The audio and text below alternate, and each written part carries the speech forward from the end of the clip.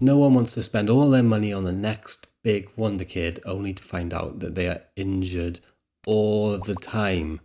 Here are 5 players that you might want to avoid because they're prone to injury. So the year here is 2031. We're going to look at the 5 players in question and take a little look at how they've developed as a player and look at their history to see if the injury problems have hampered them as well. So let me tell you a little bit about how I've made this video, right? Because injury proneness isn't like consistent across every single Football Manager game. So what I've done is made a short list of injury prone players using the hidden attribute injury proneness, which acts just like any other attribute. And then I've loaded that short list into 5 separate Football Manager 2022 games and removed the players who actually spawned as not having a problem with injuries, right? That being said, don't forget to hit like and subscribe. Here's Taric Lambert. We know from real life that he's had a problem with injuries, right? Don't forget the year here is 2031, right? So this is 10 years in the future, and we're looking at how those Wonder Kids have developed.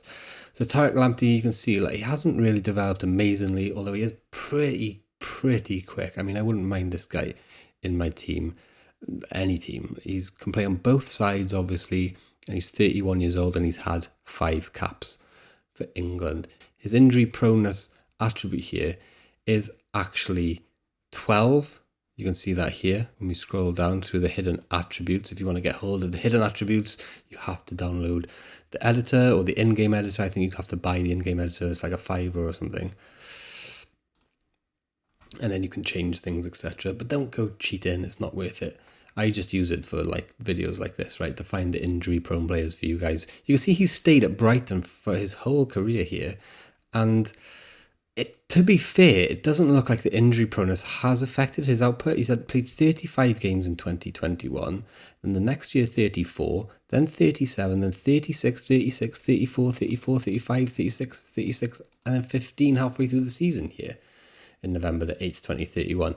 So in fact, Taric Lambert, who we consider to be very injury prone and who the game is telling us through our testing here does have a problem with injuries, and my scout tells me here fairly susceptible to injuries, we found that he hasn't actually had that hinder his game time too much. So we'll have a look into his history and see his injury history. Oh, look, you can see there are a lot of injuries here. 2031, he had 1, 2, 3, 4, 5 injuries. He was only out for 2 days, 1 day, 3 days, and 3 days. In 2030, 2 injuries. In 2029, only 1 injury. So you can see a huge list of injuries, but only keeping him out for a couple of days. So you'd have to say that here, in this save in particular, Taric Lambert, he's been a pretty lucky boy. Next, we got Axel Dangan. He's got a current ability here in the save of 165, so a very, very good player.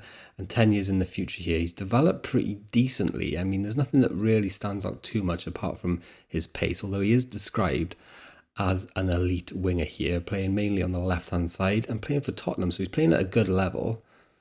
Let's look at his history to see if his injuries might have hampered him. I mean, in Bayern Munich, he played only 1 game in this season in 2028. So it'll be interesting to see when we look at his injuries, has that stopped him or has he just not been good enough to play? Again, a couple of seasons here where he didn't really play enough, although his average rating is 7.33 over the years. That's really good. My scout tells me that he's fairly susceptible to injuries, and that's highlighted here by an injury proneness attribute in this particular save. And don't forget, this isn't foolproof. Different saves will be different, although we have tested this across 5 saves.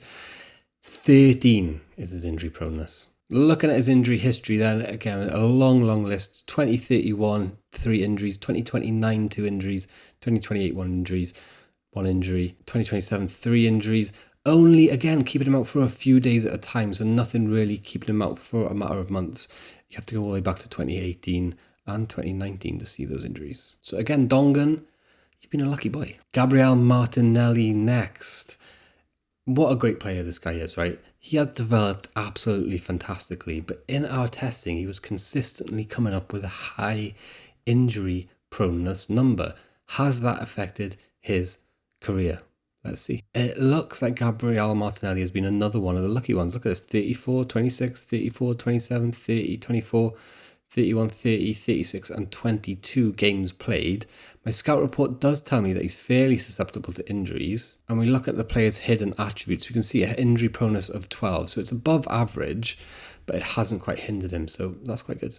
Let's look at his injury history. And again, you can see just a matter of days. He was out here by training injury caused by jumping, then one caused by tackling, a bruised knee, tight hamstring, bruised ankle, tight hamstring, bruised thigh, lower back stress fracture that kept him out for 6 weeks in 2027, and a fractured lower arm that was 5 weeks.